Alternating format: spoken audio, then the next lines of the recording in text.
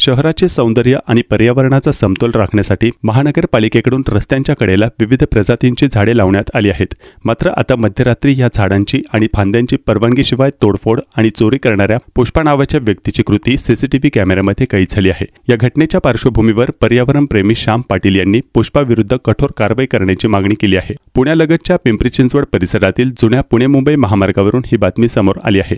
मिळालेल्या माहितीनुसार गेल्या रात्री एका अज्ञात व्यक्तीने रस्त्याच्या कडेला असलेली झाडे कापली। सांगितले जात आहे की या परिसरात एक मोठा होर्डिंग लावण्यात आला असून झाडांच्या फांद्या त्या बोर्डच्या आड येत होत्या, त्यामुळे ही झाडे कापण्यात आली आहेत। अशीच घटना गेल्या काही वर्षांपासून सातत्याने होत असल्याचंही समोर आलं आहे। गेल्या रात्री झाडांची कटाई केल्यानंतर त्यावर काहीतरी विषारी रासायनिक द्रव्य टाकण्यात आले आहे, ज्यामुळे ती झाडे पूर्णपणे पाळून जाण्याची शक्यता आहे। त्यामुळे या प्रकाराला जबाबदार असलेल्या व्यक्तींच्या विरोधात कठोर कायदेशीर कारवाई करण्यात यावी अशी ठाम मागणी वृक्षप्रेमींनी केली आहे।